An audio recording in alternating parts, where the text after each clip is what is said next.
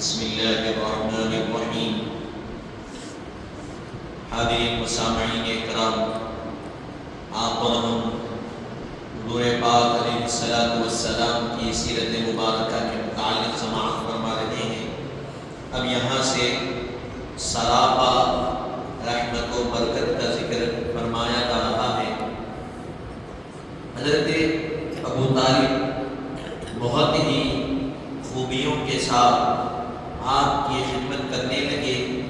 وہ اپنی اولاد پر بھی آپ کو مقدم رکھتے اور ہمیشہ آپ کو اپنے ساتھ رکھتے۔ جب کھانے کا وقت آتا تو ساتھ تناول کرتے اور خود ہی بیان کرتے ہیں کہ وہ در یتیم ہیں، جن کی ذات مبارکہ کے وسیلے سے باران رحمت طلب کی جاتی ہے۔ اگر کسی وقت دسترخوان پر نہ ہوتے تو کھانا سب کے لیے ناکافی ہوتا، اور اگر وہ سراپا رحمت و برکت تشریف فرما ہوتے تو سب لوگ سیر ہو جاتے۔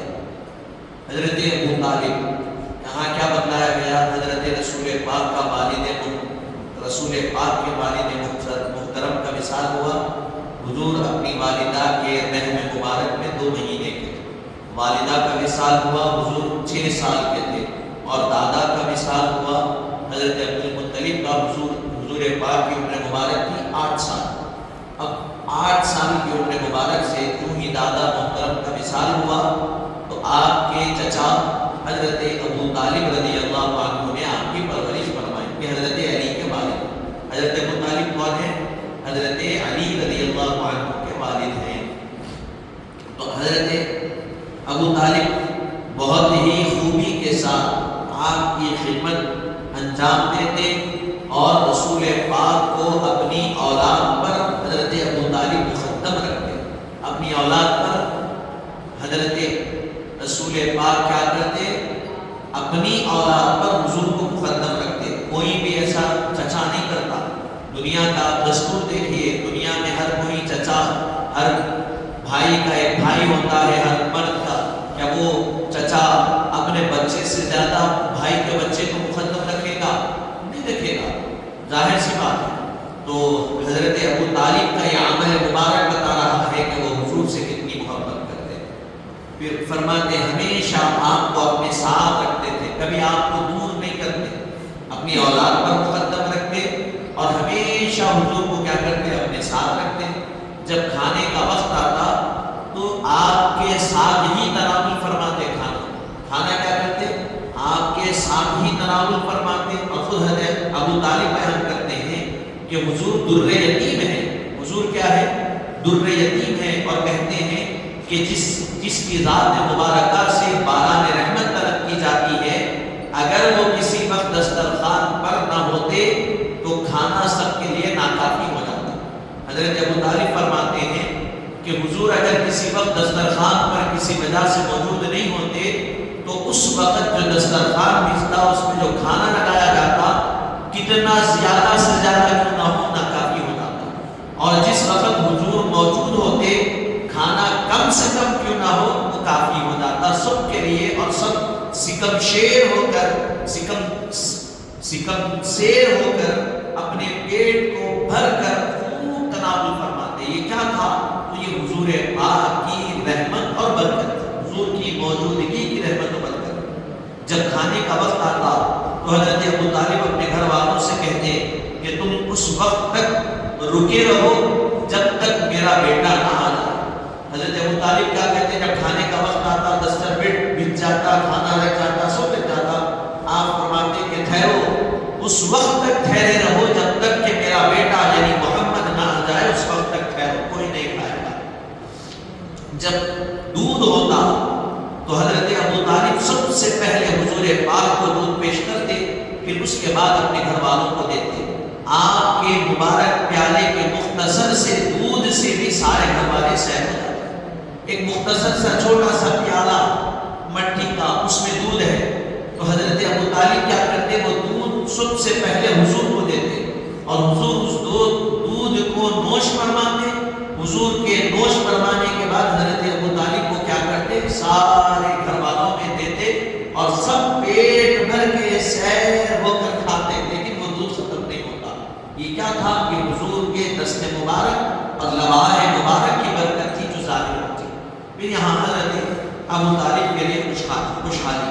حضرت نبی کریم صلی اللہ علیہ وسلم کے دادا جان حضرت عبد المطلب کے وصال کے بعد آپ کے چچا حضرت ابو طالب نے آپ کی خدمت اقدس کی سعادت حاصل فرمائی.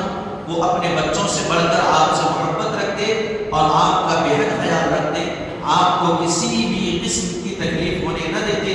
حضرت ابو طالب کی زندگی میں فقر اور فاقہ تھا، مگر حضرت نبی کریم صلی اللہ علیہ وسلم کی خدمت کی برکت سے خوشحالی آپ کا مقدر بن گئی. حضرت ابو طالب رضی اللہ عنہ کیا کرتے؟ دادا جان کے مثال کے بعد سے آپ لے لیے ذمہ داری. اور حضرت ابو طالب پہلے سے کثیر العیال تھے، زیادہ بچوں والے تھے. جب ذمہ داری لے لیے تو کیا کہا گیا کہ حضرت ابو طالب رضی اللہ عنہ نے اپنے بچوں سے زیادہ آپ سے محبت کی، اپنی اولاد کا جتنا خیال رکھتے اس سے زیادہ حضور کا خیال رکھا. کسی قسم کی تکلیف ہونے آپ کو نہیں دیتے. حالانکہ حضرت ابو طالب کی زندگی میں فقر و فاقہ تھا، تنگی تھی، لیکن جب حضور کو اپنے لطف و کرم میں لیے، حضور آپ کے بیت مبارک میں گھر اقدس میں آ گئے، پھر اس کے بعد یہ دیکھا گیا کہ آپ کے گھر میں خوشحالی آ گئی اور پورا گھر کا ماحول بن گیا. تو یہ حضرت ابو طالب کی حضور سے محبت. حضور کے جب کمالات کو لوگوں نے دیکھا تو لوگ کیا کرتے؟ منصوبہ بناتے کہ کس طرح یہ حضور کو قتل کر دیا جائے. بچپن 24 سال 20 سال سے پہلے کیوں؟ تو حضور کیا کرتے؟ حضرت ابو طالب کیا کرتے؟ حضور رات میں سو رہے ہیں، آتے حضور کو اٹھا کے دوسری جگہ سلا دیتے، اور جس جگہ حضور سو رہے تھے اس جگہ اپنے بیٹے کو سلاتے. پھر جس جگہ حضور سوئے دوسری مرتبہ سلایا، پھر وہاں سے اٹھاتے رات میں آ کے، پھر دوسری جگہ سلاتے، وہاں اپنے دوسرے بیٹے کو سلاتے. حضور نے پوچھا کہ اے چچا ایسا عمل کرنے کی وجہ کیا؟ میں ایک جگہ سو رہا ہوں تو سو سکتا ہوں، وہاں سے اٹھا یہاں سے یہاں. تو کہتے ہیں کہ وہ میرے گھر کا جو دروازہ ہے اس میں سان ہے، اور کفار اور مشرکین مکہ اس سان میں سے آپ کو دیکھتے رہتے ہیں. مجھے خوف ہوتا ہے کہیں وہ آ کر آپ کو تکلیف نہ پہنچائے، آپ کو ایذا نہ پہنچائے، اسی لیے یہ خیال مجھے ستاتا ہے. میں آتا ہوں، آپ کو اٹھاتا ہوں اور اپنے بیٹے کو سلا دیتا ہوں، آپ کو اٹھاتا ہوں اپنے بیٹے کو لٹا دیتا ہوں، اس لیے کہ اگر حملہ ہو تو میرا بیٹا قربان ہو جائے، آپ کی ذات مبارکہ پر خروچ بھی نہ آئے، اس لیے اپنے بیٹے کو سلا. تو یہ حضور سے محبت تھی حضرت ابو طالب رضی اللہ عنہ. حضور نبی کریم صلی اللہ علیہ وسلم کی انگشت مبارک کا فیضان، انگشت انگلی کو کہتے ہیں. حضرت نبی کریم صلی اللہ علیہ وسلم کے بچپن کا واقعہ ہے کہ ایک مرتبہ اہل عرب سخت قحط سالی میں مبتلا ہو گئے. قحط سالی میں مبتلا ہو گئے تھے، سارے لوگ حیران اور پریشان تھے. اس میں سے ایک شخص نے اہل مکہ سے لات اور عزا کے پاس جانے اور دوسرے نے منات کے پاس جا کر فریاد کرنے کے لیے کہا. ایک شخص اٹھا کہا کہ دیکھو لات اور منات کے پاس جا کے فریاد کرو اور اس عزا کے پاس جاؤ فریاد کرو، ہو سکتا کہ بارش آ جائے اور ہمارا قحط دور ہو جائے. کیونکہ کفار اور مشرکین ان بتوں کو پوجتے تھے. مگر اس عمر رسیدہ شخص نے کہا کہ لوگوں، بانی کعبہ حضرت ابراہیم کی اولاد موجود ہے، ان کے در پر اپنی فریاد پیش کرو. وہ بزرگ جو تھا بوڑھا تھا، کہا کہ لوگوں، بانی کعبہ حضرت ابراہیم کی اولاد قریش یہاں موجود ہے، ان کے در پر جاؤ، ان کے دروازے پر جاؤ اور اپنی حاجت کو پیش کرو. چنانچہ وہ حضرت ابو طالب کے سامنے آئے، اپنی فریاد پیش کیے اور کہنے لگے کہ سارا جنگل قحط زدہ ہو گیا. خشک سالی کی آگ نے سارے شہر کو جلا کر رکھ دیا. بچے غذا کے لیے تڑپ رہے ہیں، مارے پیاس کے بلک رہے ہیں.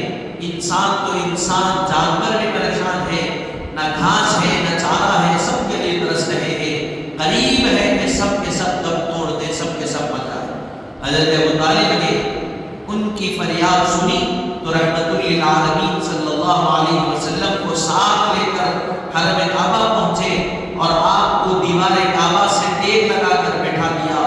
اس کے بعد سرکار دو عالم صلی اللہ علیہ وسلم اپنی انگشت مبارک سے آسمان کی طرف اشارہ فرمایا. اچانک چاروں طرف بادل امٹ پڑے اور اس قدر باران رحمت کا نزول ہوا کہ سارا عرب سیراب ہو گیا.